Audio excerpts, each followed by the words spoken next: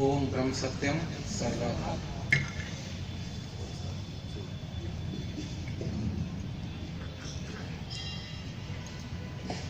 हमारा जीवन कर्मयुक्त जीवन है, इसलिए हमारे लिए ये आज का जो सब्जेक्ट है बहुत इम्पोर्टेंट है। कर्म और प्रारब्ध यानी भाग्य का स्वरूप। हम अपने जीवन को सुंदर बनाने के लिए बहुत सी प्लानिंग करते हैं, बहुत एक लंबी चौड़ी स्क्रिप्ट तैयार करते हैं कि मेरा जीवन ऐसा होना चाहिए, मेरा जीवन ऐसा होना चाहिए, सुख होने चाहिए, लाभ होना चाहिए, शांति होनी चाहिए, बहुत कुछ प्लानिंग करते हैं। लेकिन क्या जो हम अपने जीवन की प्लानिंग करते हैं उसके अनुसार हमारा जीवन व्यतीत हो रहा है, या चाहा कुछ और था मिला कुछ और है? सुख चाहा था फिर भी दुख मिल गया, हमेशा लाभ चाहा था फिर भी हानि हो गई, हमेशा स्वस्थ स्वास्थ्य चाहा था फिर भी रोग ने आके पकड़ लिया। आखिर ये कौन सा सिस्टम वर्क कर रहा है? ये सुख दुख लाभ हानि यश अपयश, इसका बंटवारा किस आधार पे हो रहा है? ऐसा क्या सिस्टम है कि कोई तो किसी गरीब के घर में पैदा हो रहा है, कोई किसी बहुत बड़े इंडस्ट्रियलिस्ट के घर में पैदा हो रहा है। शास्त्र इसको कहते हैं ये सब प्रारब्ध है। प्रारब्ध, ये प्रारब्ध क्या होता है? इसके लिए बताया गया है कि हमारे अनंत जन्म हो चुके, उन अनंत जन्मों में हमने असंख्य कर्म किए। उन असंख्य कर्मों में से सब कर्मों का फल हम उन जन्मों में नहीं भोग पाए। जिस कर्म का फल हम नहीं भोग पाए वह सारे कर्म संचित होते गए। फिर जब मुझे यह देह ईश्वर के द्वारा प्रदान होने लगी तो उस संचित कर्मों में से जो फल मैंने नहीं भोगे थे, एक पैकेज बना के, यानी मेरे ही किए हुए कर्मों को भोगने के लिए मुझे एक पैकेज बना के दिया गया, जिसको हम प्रारब्ध कहते हैं। आम संसारी इसको भाग्य भी कह देते हैं, लेकिन महाराज जी क्या कहते हैं इसके लिए? समता विलास ग्रंथ में मौत जन्म दुख और सुख सब कर्मों का फल है, कोई ताकत इनसे छुड़ा नहीं सकती, जरूरी भोग भोगना पड़ता है। गुरु पीर अवतार ज्ञानी नबी और पैगंबर सबको अपनी करनी का फल मिलता है। यह ईश्वर की माया का खेल है। सबको, है ना, सबको, चाहे कोई अवतार है, चाहे पीर है, पैगंबर है, जब उसका इस देह में जन्म हुआ उसके ही किए हुए प्रारब्ध, उसके ही किए हुए संचित कर्मों में से पैकेज दिया गया जिसको कोई ताकत बदल नहीं सकती। हमने भी सतगुरुदेव का जीवन सुना है, पढ़ा है। जहां तक हमारी सबकी जानकारी है, इस वर्तमान जीवन में तो गुरुदेव से कोई भी ऐसा कर्म नहीं हुआ था जिसको हम गलत कर्म कह सकें। इतना सात्विक जीवन कि शायद पूरा जीवन तो वर्णन कोई नहीं कर सकता। लेकिन फिर भी देखिए, इतना सच्चा सुथरा साफ नीट क्लीन प्योर डिवाइन युक्त जीवन होने के बावजूद भी सतगुरुदेव ने बड़ी मेहनत से, बड़ी कठिनाइयों से गंगोटिया आश्रम का निर्माण कराया। वो हालात बड़े कठिन होते थे उस वक्त जब आश्रम का निर्माण हुआ। बस सर्विस भी नहीं होती थी, अक्सर लोग पैदल ही यात्रा करते थे। मेरे गुरुदेव ने एक एक जीव को, संगत को जोड़ा। कितना कठिन रहा होगा उस वक्त। अभी गंगोटिया आश्रम बने चंद वर्ष ही हुए थे, शायद 2-4 सम्मेलन हुए होंगे, देश का पार्टीशन हो गया। इतनी मेहनत से बनाया हुआ आश्रम छोड़ के आना पड़ गया। यानी जो घटना कर्म घटना तय होता है वो घट के रहता है। कल्पना कीजिए, सुनना कितना आसान लगता है। अगर मैं बड़ी मेहनत से अपने घर का निर्माण करूं, 1-2 वर्ष ही उसमें रहूं और घर यूं ही छोड़ के आना पड़ जाए, सोचिए क्या अवस्था रही होगी सदगुरुदेव की। लेकिन संत जो होते हैं वो प्रारब्ध में कभी भी इंटरफेरेंस नहीं करते। भगवान श्री राम का जीवन देखिए, वो तो स्वयं विष्णु जी का अवतार थे। गुरु विशिष्ट जैसे इतने ज्ञानी उनके गुरु थे, उनको भी रात को ये नहीं पता था कि सुबह मुझे वनवास होगा या राजगद्दी सिंहासन मिलने वाला है। भगवान श्री कृष्ण अर्जुन जी के अपने ही थे। वो तो अर्जुन जी ने कितनी कोशिश की लेकिन वो युद्ध को नहीं रोक सके। भगवान श्री कृष्ण कहते हैं, ये जो खड़े हैं इन सबके प्रारब्ध में युद्ध निश्चित है। अर्जुन, ये युद्ध तो हो चुका, जो चीज डिसाइड हो चुकी उसको प्रारब्ध कहते हैं, जो चीज फाइनल हो चुकी उसको भाग्य कहते हैं। जो डिसाइड हो गया उसको मैं नहीं बदल सकता। और हम संत हर ऊंच नीच को हंसते हुए सहन करते हैं, और हमारे जीवन में जरा सी ऊंच नीच हो जाए हम हाय हाय हाय हाय करते लगते हैं। कभी पंडित जी पे जाते हैं, हस्तरेखा दिखाते हैं, कभी उपचार करते हैं, कभी तावीज बांध लेते हैं, ना जाने क्या क्या करते हैं। सतगुरुदेव ने क्या कहा इसके लिए? अपनी करनी का नर फल पाए, पाप पुण्य जो लियो कमाए। जो भी पाप और पुण्य के तहत मैंने कमाई की है, उसी कमाई के अंतर्गत मुझे सुख या दुख प्राप्त होता है। भगवान श्री राम जी को जब वनवास हो गया, एक दिन की बात है, मां जानकी प्रभु श्री राम जी कुशा की चटाई पर रात्रि को विश्राम कर रहे थे। उनके बगल में निषाद राज जी बैठे थे और लक्ष्मण जी बैठे थे। निषाद राज जी उस वनवास की घटना के लिए कभी कैकेयी जी को दोषी ठहराने लगे, कभी विष्णु जी को दोषी ठहराने लगे।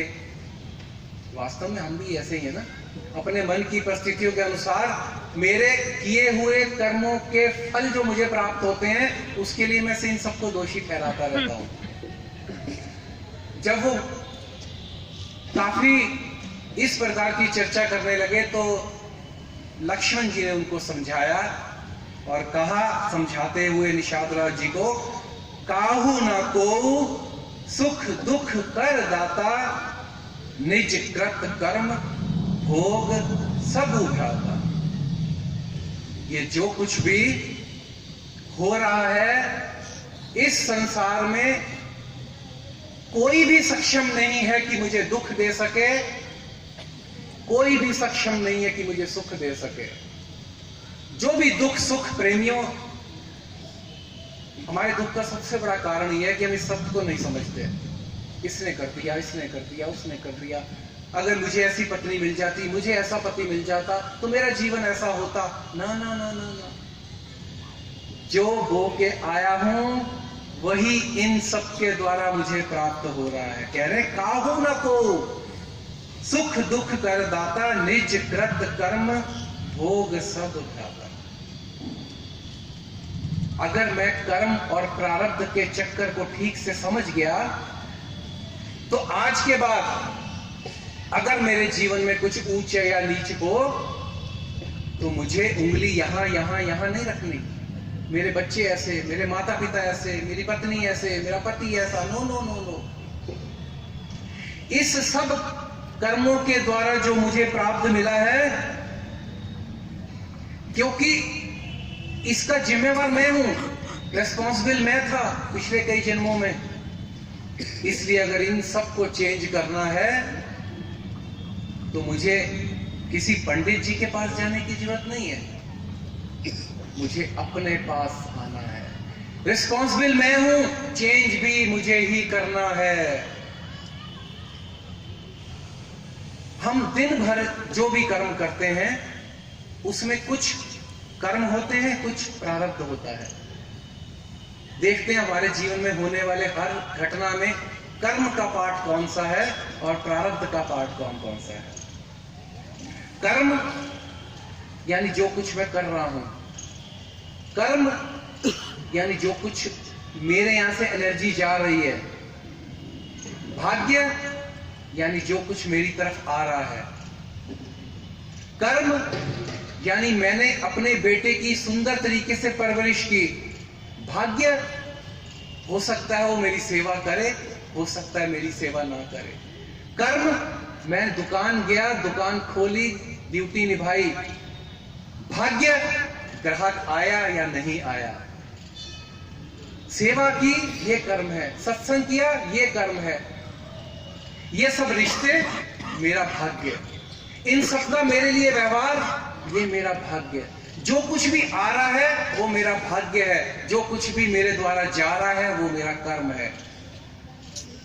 सिंपल तरीके से समझते हैं।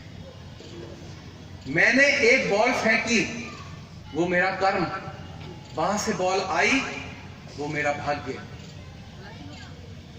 वो बॉल क्यों आई?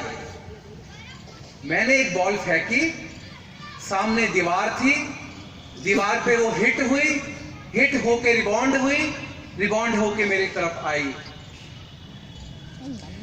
इसमें एक चीज समझने वाली है।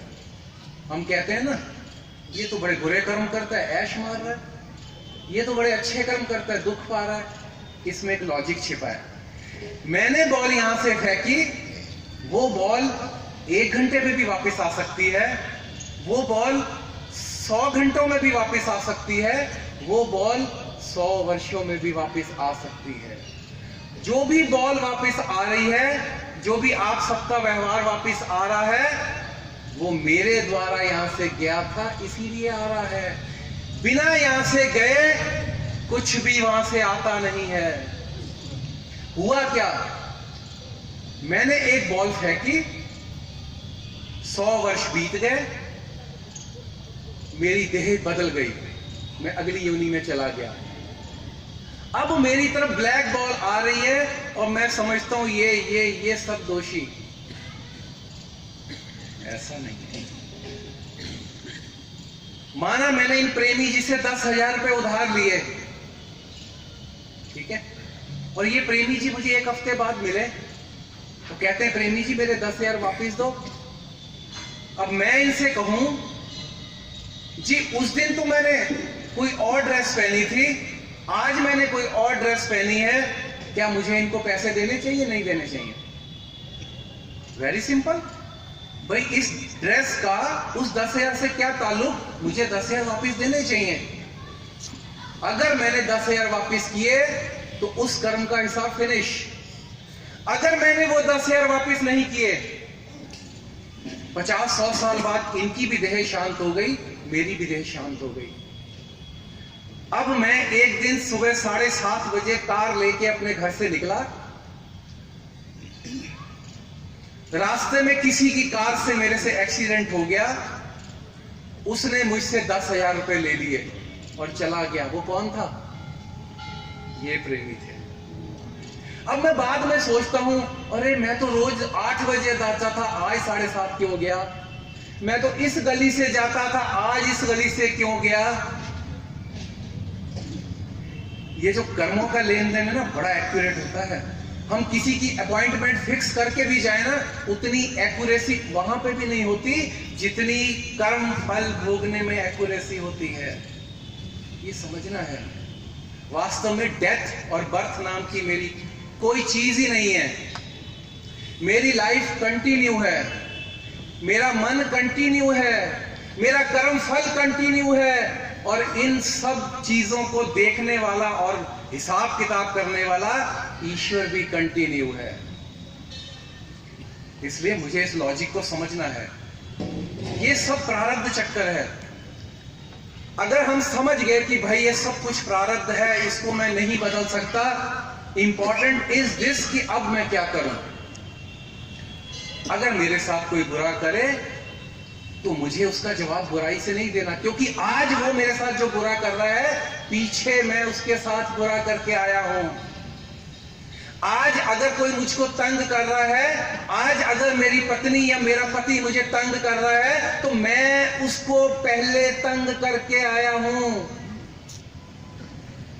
तो मुझे क्या करना फिर? जब सब कुछ प्रारब्ध ही के अनुसार चल रहा है, तो मैं क्या करूं? अगर मुझे कोई तंग करता, अगर मुझे कोई अपमान करता, अगर मुझे कोई हानि पहुंचाता, तो मैं उसको दुआएं दूं, मैं उसको प्रेम करूं, मैं उसको सहयोग दूं। क्यों? क्योंकि मुझे ये खाता आज यहां खत्म करना है। उसने मुझे तंग किया, मैंने आज फिर तंग किया। वो मुझे पिछली बार के तंग के बदले तंग कर रहा है। अगर आज भी मैंने उसे तंग किया, तो अगली बार फिर हम मिलेंगे, फिर वो मुझे तंग करेगा, फिर मैं उसको तंग करूंगा, फिर वो नेगेटिव एनर्जी मुझे देगा, फिर मैं नेगेटिव एनर्जी उसे दूंगा। तो ये खाता कैसे खत्म होगा? तभी तो प्रेमियों कलयुग बढ़ता जा रहा है। जो भी मेरे साथ इस संसार में कोई भी कैसा व्यवहार करे, मुझे हमेशा पॉजिटिव एनर्जी उसको देनी है। मुझे उसकी नकल नहीं करनी, उसकी कॉपी से मेरे प्रारब्ध नहीं बनता, भाग्य नहीं बनता। मेरे कर्म करने से मेरा भाग्य बनता है। सतगुरुदेव कह रहे हैं, सकल चक्कर संसार का भावी फेर फराए, मंगत त्रय गुण रूप जो भावी सो कहलाए। पूरा संसार चक्कर प्रेमियों 3 गुणों में विचर रहा है, पूरा संसार चक्र। और अपना नेक्स्ट प्रारब्ध सुंदर बनाने के लिए प्रभु ने मुझको 3 ऑप्शन दिए हैं। पूरी सृष्टि 3 ऑप्शन में बसी हुई है, सतोगुण, रजोगुण, तमोगुण। प्रारब्ध मैं नहीं बदल सकता, लेकिन अगला प्रारब्ध मैं बदल सकता हूं। अगर व्यापार की बात करें तो ईश्वर ने मुझे 3 ऑप्शन दिए। एक, तमोगुणी कर्म युक्त व्यापार। वो क्या होता है? उसमें हम किसी को लूट खसोट के खाते हैं, नकली माल बेचते हैं, या ज्यादा मुनाफा लेना, ये सब तमोगुणी कर्म युक्त व्यापार है। दूसरा होता है रजोगुणी। मैं बहुत ज्यादा कमाई के बारे में सोचूं, अपना बहुत व्यापार फैला लूं, 14, 15, 18 घंटे काम करूं, काम के सिवा कुछ दिखाई ना दे, जीवन भोगों से इकट्ठा कर लो, नए नए भोग भोगूं। ये है रजोगुणी कर्म। एक है सतोगुणी कर्म। मैं व्यापार को समय सीमा में निर्धारित करके करूं, ईमानदारी से कमाऊं, ईमानदारी से कमा के 10% निष्काम सेवा में खर्च करूं। जो समय मेरे पास मर्यादा में दुकान या व्यापार करके बचे, उस बचे हुए समय को सत्संग, स्वाध्याय और सिमरन में खर्च करूं। यह है सतोगुणी कर्म। अब आप बताइए, आपको पूरी आजादी है ना? आप चाहें तो सतोगुणी कर्म कर सकते हैं, आप चाहें तो रजोगुणी कर्म कर सकते हैं, आप चाहें तो तमोगुणी कर्म कर सकते हैं। पूरी छूट है। लेकिन सतगुरु एक बात यहां और कह रहे हैं, प्रेमी जीव कर्म करने में तो स्वतंत्र है, कोई सा ऑप्शन अडॉप्ट कर सकते हैं। जीव कर्म करने में तो स्वतंत्र है, लेकिन किंतु जब फल मिलता है तब बड़ा लाचार है। मैं आज तमोगुणी कर्म करके पैसा इकट्ठा कर सकता हूं, लेकिन जब उसका फल मिलेगा तो मैं बहुत लाचार हूं। तो मेरे हाथ बंधे हैं। कर्म करने में कोई मना नहीं करेगा, लेकिन जब फल मिलेगा तो कोई रोक नहीं पाएगा। ऐसे ही भोजन में देख लीजिए, 3 प्रकार के ऑप्शन है। ऐसे व्यवहार में देख लीजिए, बोलचाल में देख लीजिए। आप नोटिस करके देखिए, हर काम को करने के लिए ईश्वर ने मुझे 3 ऑप्शन दिए हैं। जो मैं चाहूंगा उसके अनुसार फल पाऊंगा, प्रारब्ध पाऊंगा। सत्य संपत्ति के कारण यतन करो दिन रात, मंगत बसेरा 2 घड़ी, उठ चलना पर। सतगुरुदेव कह रहे हैं, प्रेमियों हमेशा सत्य संपत्ति को इकट्ठा करने का दिन रात यत्न करो। ये नहीं कहा कि सुबह 1 घंटा, शाम 1 घंटा सत्य संपत्ति इकट्ठी करो और दिन में जैसा मर्जी व्यापार करो। नो नो नो, सत्य संपत्ति के कारण यत्न करो दिन रात, मंगत बसेरा 2 घड़ी, उठ चलना कर भाग। बिजनेस में ना 2 तरीके का होता है। एक होता है शॉर्ट टर्म बिजनेस, एक होता है लॉन्ग टर्म बिजनेस। ये जो बाहर हो रहा है ये सब शॉर्ट टर्म बिजनेस है, जो अंदर हो रहा है ये सब लॉन्ग टर्म बिजनेस है। इस शॉर्ट टर्म बिजनेस में नुकसान रिकवर हो सकता है, लेकिन इस लॉन्ग टर्म बिजनेस में नुकसान रिकवर नहीं होता, भुगतना पड़ता है। मेरा सारा ध्यान शॉर्ट टर्म बिजनेस में है। ये शॉर्ट टर्म बिजनेस में इकट्ठा किया हुआ सामान 10, 20, 50 साल में छोड़ के चला जाऊंगा, लेकिन जो लॉन्ग टर्म बिजनेस के तहत अर्जित करूंगा वो कई जन्मों तक मुझे सुख या दुख देगा, कई जन्मों तक सुख और दुख देगा। सतगुरुदेव का जीवन अगर हम देखें, बहुत बड़ी शिक्षा देता है। हम कभी प्रारब्ध के बारे में सोचते नहीं है। अब आप देखिए, सतगुरुदेव कह रहे हैं, जब भगत बनारसी दास जी ने उनसे एक बार प्रश्न किया, महाराज जी आपके गुरु कौन हैं? तो कहते हैं, बच्चों इनके गुरु परमेश्वर आप हैं।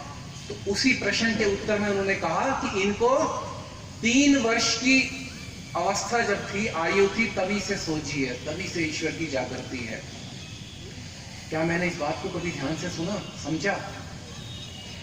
वो गुरुदेव 3 वर्ष की अवस्था में कह रहे हैं उनको सोची है।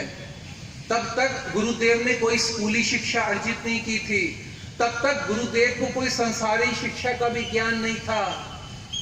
फिर भी 3 वर्ष की आयु में क्या घटित हो गया कि उनको सारा ज्ञान था। गुरुदेव का ये कहना हमें संकेत देता है कि पीछे से कुछ आ रहा है। अगर मैं किसी गरीब के घर पैदा हुआ, किसी अमीर के घर पैदा हुआ, तो पीछे से कुछ आ रहा है, उसको मैं नहीं बदल सकता, लेकिन आज जो करूंगा वो अगला प्रारब्ध बन सकता है। इसलिए बार बार शास्त्रों में कहा गया है, बार बार, कि सिमरन करिए आवागमन से मुक्त हो जाओगे, सिमरन करिए आवागमन से मुक्त हो जाओगे। ये कैसे हो सकता है? इसके लिए एक दोहा है, ध्यान से देखिएगा। ये दोहा अगर मेरे जीवन में उतर गया तो ये मेरे जीवन का टर्निंग पॉइंट हो सकता है। क्या है?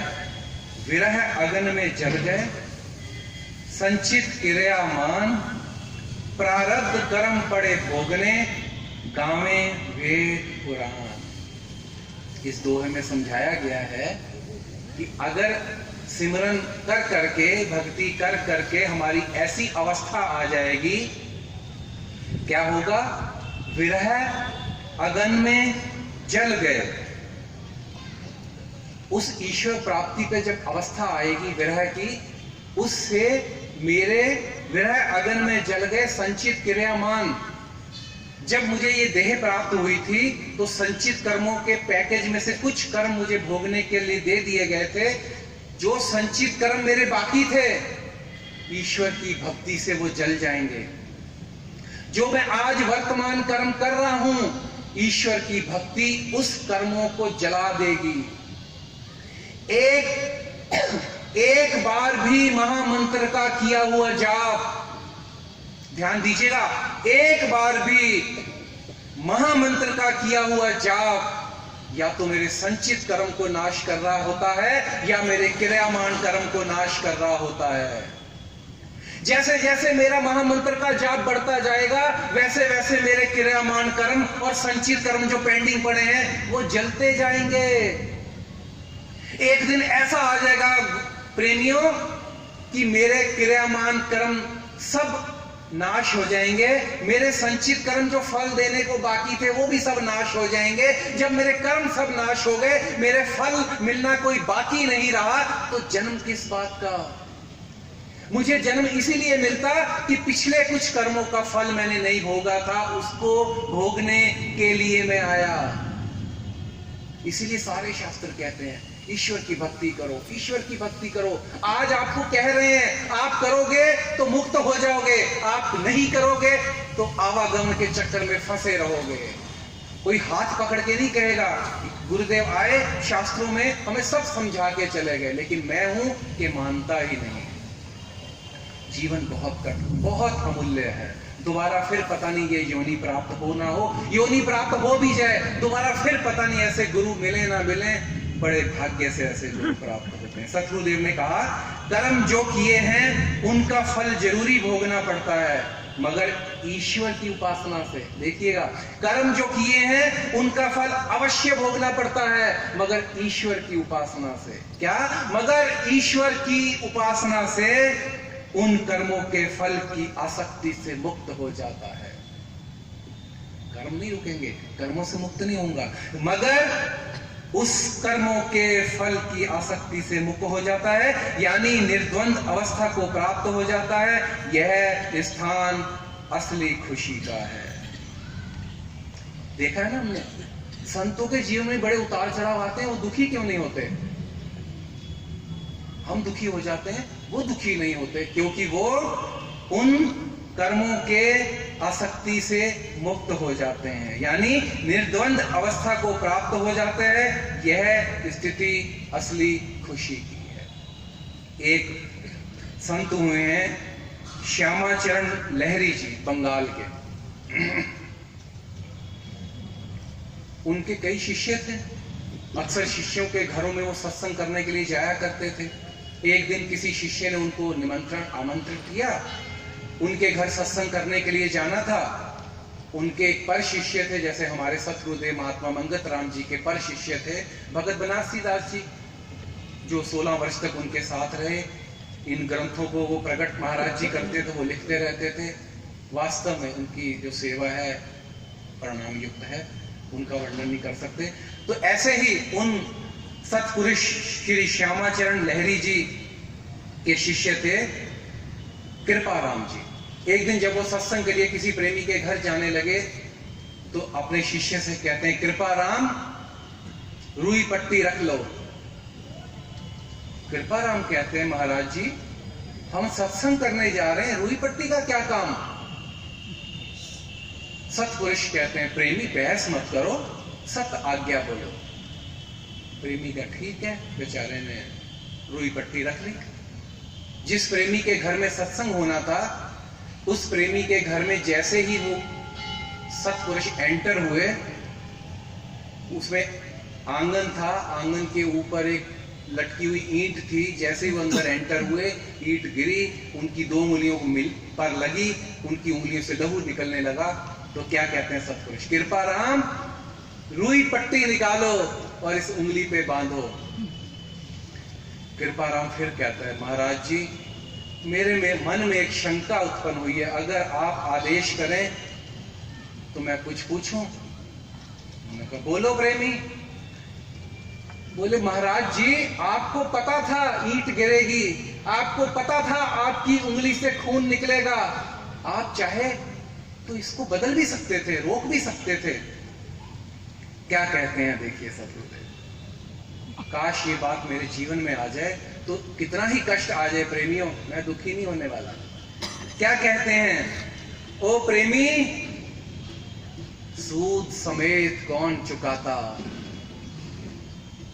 प्रारब्ध था ना, वो तो कोई बदल नहीं सकता था। ओ प्रेमी सूद समेत कौन चुकाता, क्या पता कल टांग तुड़वानी पड़ जाती।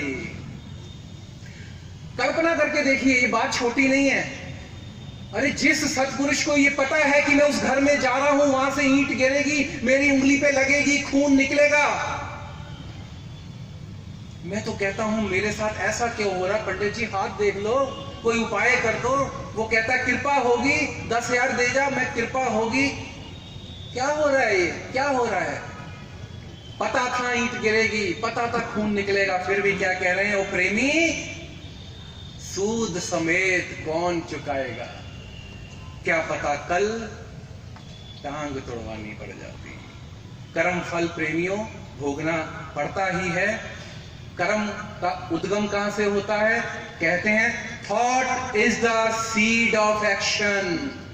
Thought is the seed of action, यानी विचार ही कर्म का बीज है। इसलिए सब संतों ने विचार को शुद्ध करने के लिए सत्संग में आने के लिए प्रेरणा दी। इसलिए हमें जितना हो सके प्रेमियों सत्संग में जाना चाहिए, क्योंकि सत्संग ही बीज है मेरे कर्मों को बदलने के लिए। क्योंकि जब तक मेरे कर्म नहीं बदलेंगे तब तक मेरा भाग्य नहीं बदलेगा, तब तक मेरा प्रारब्ध नहीं बदलेगा, चाहे मैं कितनी कोशिश कर लूं। जो भी सत्संग में सुने, जो भी सुने उसको अपने जीवन में अप्लाई करें। केवल सुनने से काम नहीं होगा, अप्लाई करें और अपने जीवन को सफल बनाएं। ओम ब्रह्म सत्यम